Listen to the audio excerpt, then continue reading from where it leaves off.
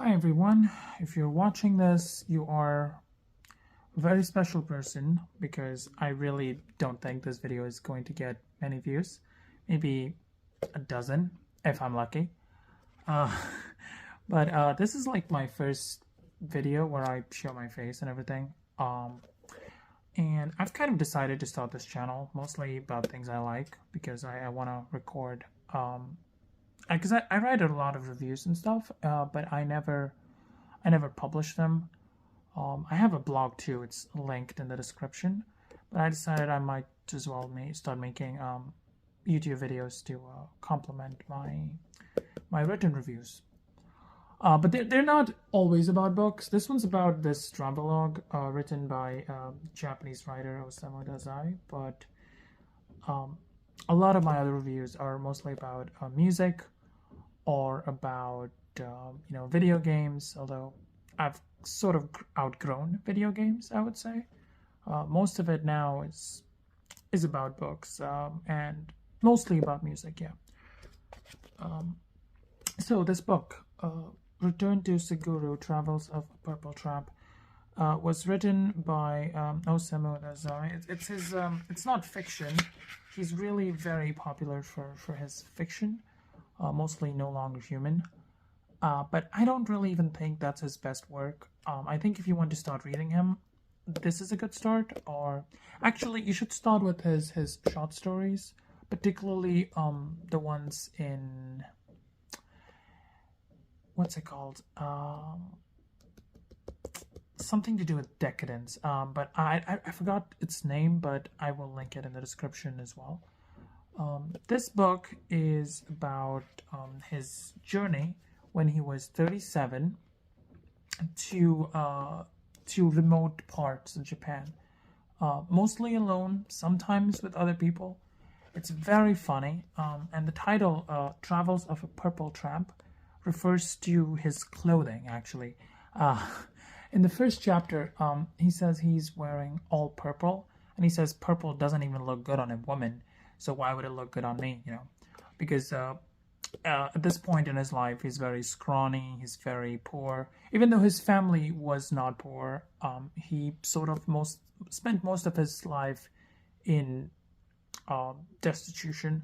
So he has a wife here too. I don't know who it exactly is because he never talks about her using her name. But the book is pretty good. The first chapter is mostly him traveling alone. He gets on a bus and he goes on to meet his friend. It has some really, really beautiful passages. There's a part where he just starts describing the environment, which is really beautiful. But then there's parts where he describes the history of places. And a lot of it is not very interesting and not written. It's mostly just him paraphrasing history books.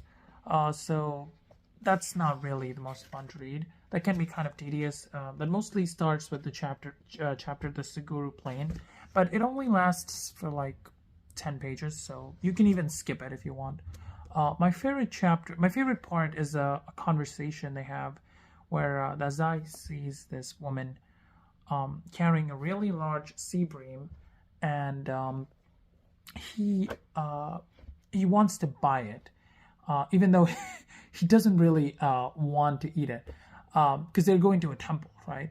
But anyway, he ends up buying the sea bream because it's only like, I think, 1 yen and 70 cents or 70 sen, which at the time is considered to be really cheap. And he mentions that it is really cheap to his friends, who tell him that he has no idea what he's talking about because, yeah, I had to cut that, but yeah, because 1 yen and 70 sen is actually a lot of money. And so what happens is they end up going to this temple where one of the friends asks this woman for the history of the temple, and this woman just goes on and on until it gets dark, at which point one of the other friends literally goes in front and begs the woman to stop. I'm not able to describe how funny it is, but when you actually read it, it's very moving and very funny. A lot of this novel is very funny and very moving. I just called it a novel again, travelogue, not a novel. Um, and then there's this part where they, you know, actually make it to the end because they're going to this end and they're watching the sea.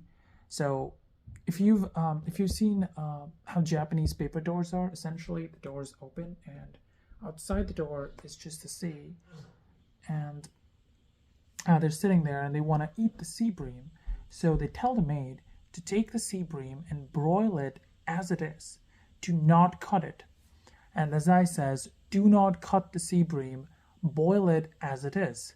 But the maid is supposedly sort of confused, and so Dazai's friend, who he only refers to as Mr. S, whoever it could be, tells the woman, make sure do not cut it into 3 pieces. And so the maid goes in and she brings out the sea bream and she actually cuts it into 6 pieces instead of 3. At which point the writer goes on this huge rant about how stupid the maid is. And then he gets mad at his friend because now the sea bream is a waste. Because apparently they didn't even broil it, they did something else with it. But it's very funny.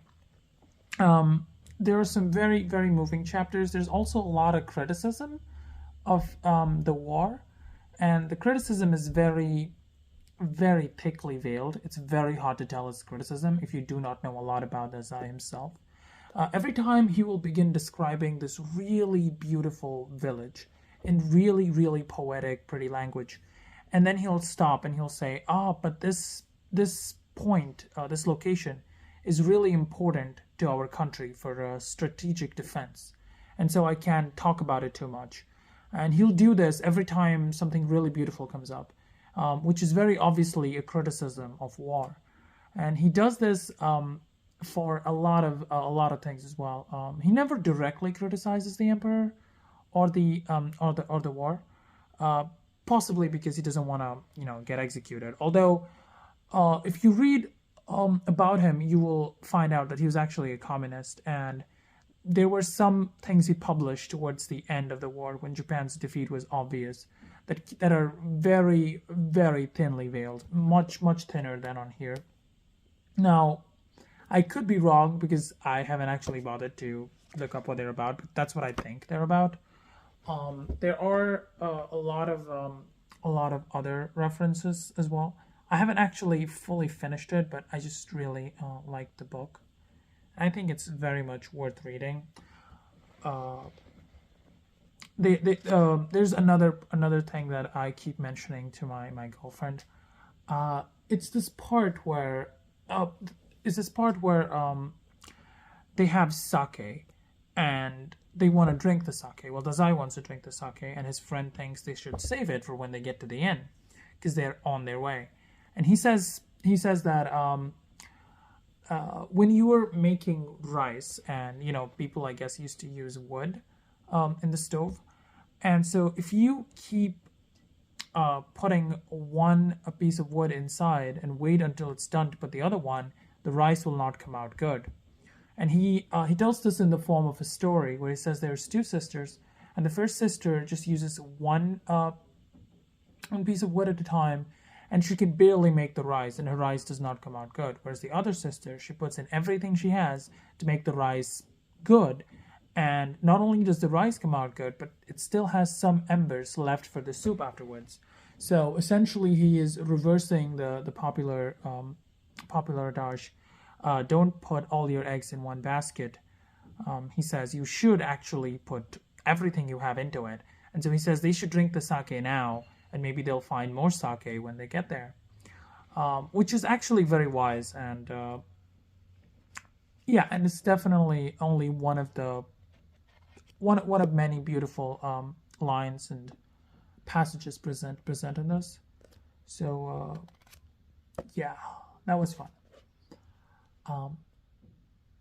Definitely recommend reading this. But definitely do recommend starting with his short stories, though. I'll link what it is in the description.